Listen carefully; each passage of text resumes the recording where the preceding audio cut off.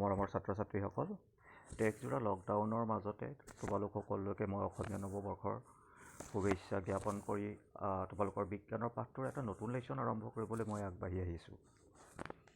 মই তোমালোকৰ বিজ্ঞানৰ আৰু গণিতৰ ছাৰ পাৰ্থ ছাৰে কৈছোঁ। তোমালোকৰ বিজ্ঞানৰ 4 নম্বৰ লেশ্যনটো বা 4 নম্বৰ অধ্যায়টো পদাৰ্থ, ধাতু আৰু অধাতু অধ্যায়টোৰ বিষয়ে এটা চমু অৱলোকন কৰিবলৈ আগবাঢ়ি আহিছোঁ। লেশ্যনটো আগবঢ়াৰ আগতে তোমালোকক এটা কথা কৈ লওঁ। প্ৰথমতে তোমালোকে জানিব লাগিব পদাৰ্থ কি।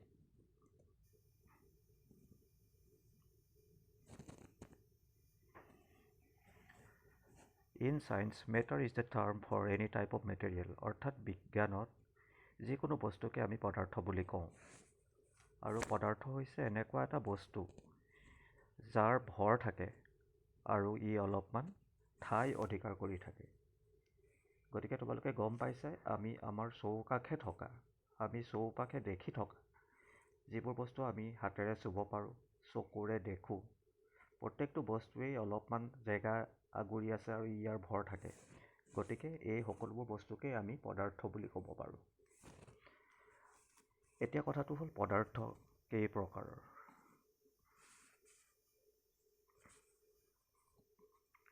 পদাৰ্থ সাধাৰণতে আমি এই ফ্ল'চাৰ্টখনত চোৱা পদাৰ্থ 2 প্ৰকাৰৰ থাকে। মিশ্ৰণ বা মিশ্ৰ পদাৰ্থ আৰু বিশুদ্ধ পদাৰ্থ। 2বিধ পদাৰ্থৰ মাজত যথেষ্ট কিছুমান পাৰ্থক্য আছে। মিশ্ৰণ বা মিশ্ৰ পদাৰ্থ এইবোৰ পদাৰ্থ যিবোৰ বিভিন্ন পদাৰ্থৰে গঠিত।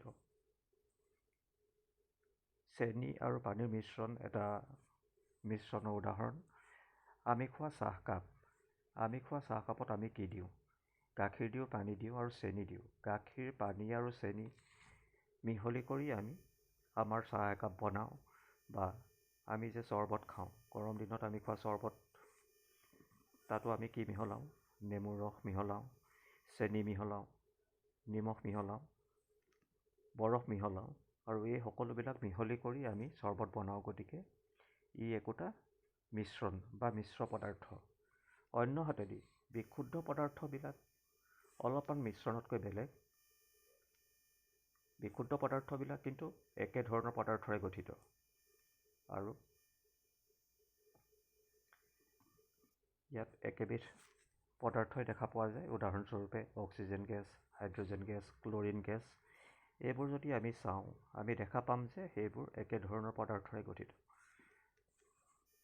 এই বিশুদ্ধ পদাৰ্থবিলাকো আকৌ আমি 2টা ভাগত ভাগ হ'ব পাৰোঁ।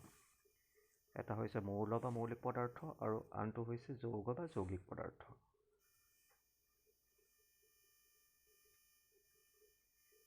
মৌল বা মৌলিক পদাৰ্থ হৈছে সেইবোৰ পদাৰ্থ যিবোৰ পদাৰ্থ ক্ষুদ্ৰ ক্ষুদ্ৰ অংশলৈ বিভক্ত হৈ যোৱাৰ পিছতো বেলেগ পদাৰ্থ পোৱা নাযায়। উদাহৰণস্বৰূপে অক্সিজেন, লো, তাম এইবোৰ হৈছে একোটা মৌল বা মৌলিক পদাৰ্থ। তোমাক মই আৰু কেইটামান উদাহৰণ দেখাইছোঁ।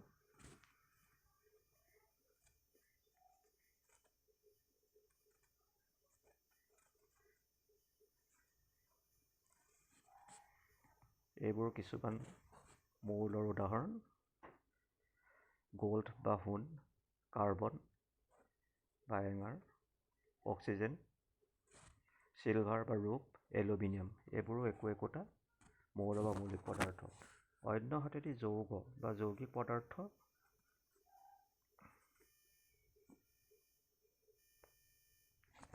হৈছে সেইবোৰ পদাৰ্থ যিবোৰ পদাৰ্থ ক্ষুদ্ৰ ক্ষুদ্ৰ অংশলৈ বিভক্ত কৰাৰ পিছতো 2 বা ততোধিক মৌলিক পদাৰ্থ পোৱা যায়।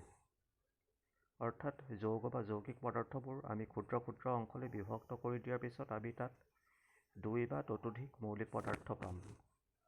উদাহৰণস্বৰূপে পানী বা H2O, কাৰ্বন ডাই অক্সাইড বা CO2 আৰু ক্লৰিন গেছ বা Cl2। এইবোৰ হৈছে একোটা যৌগ বা যৌগিক পদাৰ্থৰ উদাহৰণ। আৰু কেইটামান উদাহৰণ মই ইয়াত দেখাইছোঁ, চাই লোৱা। Hydrogen gas, methane gas, chlorine gas আৰু ৱাটাৰ। তাৰ অণুৰ গঠনটো ইয়াতে দেখুওৱা হৈছে, কিন্তু এইবোৰো একোটা যৌগ বা যৌগিক পদাৰ্থৰ উদাহৰণ।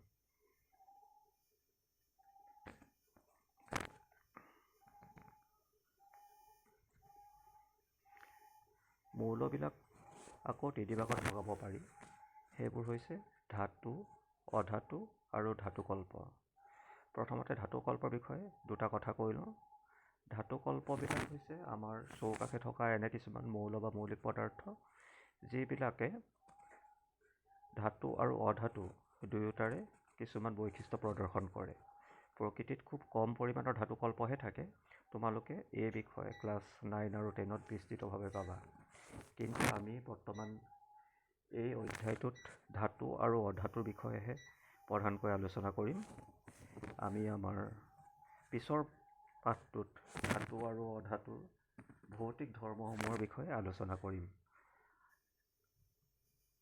আৰু তেতিয়ালৈকে তোমালোকে এইখিনি কথা এবাৰ ভালকৈ চালি জাৰি চোৱা।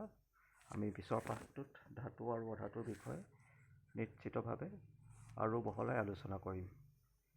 ধন্যবাদ।